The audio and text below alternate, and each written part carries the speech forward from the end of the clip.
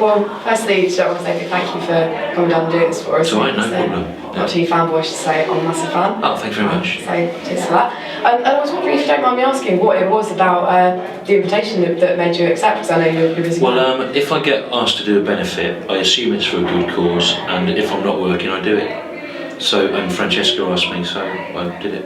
Yeah.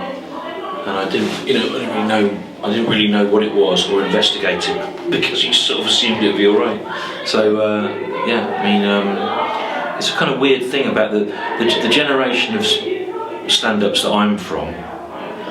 It was all benefits then in the 80s. That's where you saw people, and that's where it kind of came out of that culture. So, but what's really funny that I've noticed this year is you used to do. Normally you do about 20 or 30 benefits a year, and they used to be to raise money to start things. And now they seem to be, apart from this tonight, they normally seem to be now to raise money to stop things closing. It's really funny how it's changed. It's moved from the sort of all the benefits you do now. They've moved from being about initiating things to kind of firefighting their collapse. Weird.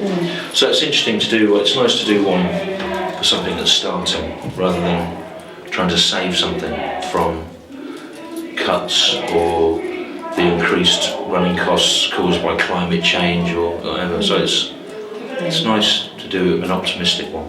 Absolutely. I mean, it's interesting you say that, because I mean, obviously I wasn't around in the 80s very much of it, but from what I can tell from talking to kind of, comrades and friends on the left, they do say that we've moved very much into the era of a defensive struggle, so it was really nice today to see people obviously kind of go out on the offensive. But I think there's a lot of sadness as well, when you see hospitals and schools and libraries closing down, and I wonder if you find it difficult as a left-wing comedian, obviously, to cope with that. How do you kind of battle against that? Well, the funny thing is that the more polarised things get, the more things there are to write about, and a grim irony of the birth of what we used to call alternative comedy in sort of 79, 80 was that it happened under a Thatcher government where politics of the country were very polarised. So it was an exciting time for people to write comedy about.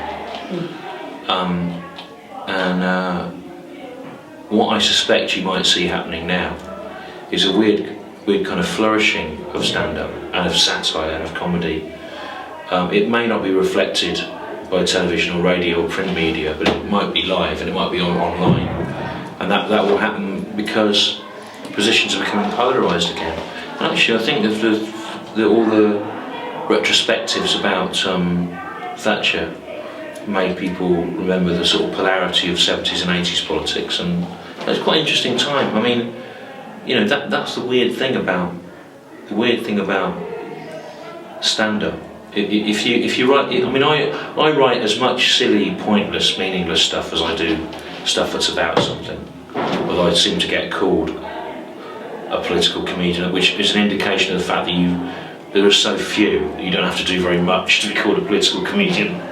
Half my material is just about crisps or funny animals, but I think you do tend to get more ideas from extreme periods of politics. I mean, it's really I'm doing another series of comedy vehicle for BBC Two, and it's such an exciting time to be writing comedy about stuff, because so many things are happening, and you almost worry that you'll have an idea and it will have moved into public consciousness, or the ground will have changed by the time you come to record it. It's so different, I mean, I think everything's different in May 2013 to what it was in March 2013, because all those benefit cuts are kicked in, Thatcher died, all sorts of things have happened that really change what people think about. So, it's good. It's an interesting time, and the worse it gets, the more stand-up comedians will profit from it.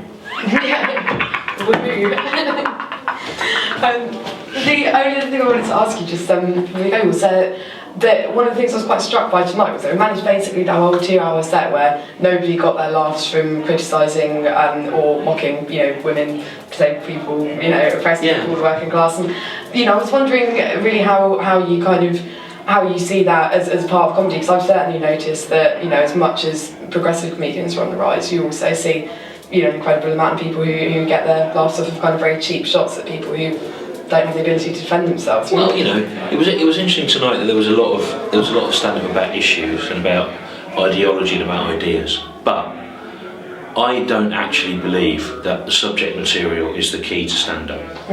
I think, you know, stand-up's a mixture of all sorts of things. It's style, content, language, all kinds of things, and the subject material does not make something interesting. One person doing something about social injustice might be funny and interesting, someone else could be really boring. So the subject material isn't the key to it, and tragically, although we may fight against it, if there's an incredibly funny, poor taste joke that denigrates women, racial minorities and homosexuals, we might have to laugh at it. If the rhythm of it's good enough, or if it seems like a taboo, or if the person telling it seems to be coming from a good place, you know, it's not an exact science. But so you know, much as the subject material is interesting, but you know, it's not quite as simple as that. I do think, you know, it's a relief. It's a relief to come to a gig like tonight and to know that on some level you're amongst kindred spirits. But bizarrely, as a stand-up, one of the great things about it is that you rub along with all sorts of different people, and I admire comedians that can make me laugh about things I don't agree with, because at the end of the day it's a sort of, I admire their skill even while I might disagree with them. So much as I really like being on a bill like tonight, I wouldn't want to do it every night, because I would actually like to be offended and upset and confused. Whereas tonight I found myself watching a succession of people thinking, what a brilliant way of expressing that thing that I already agree with. Well, thank you so much for that. Really interesting to talk to you about it. Thanks a lot. Thanks so much for coming on. Thanks for having us. Cheers.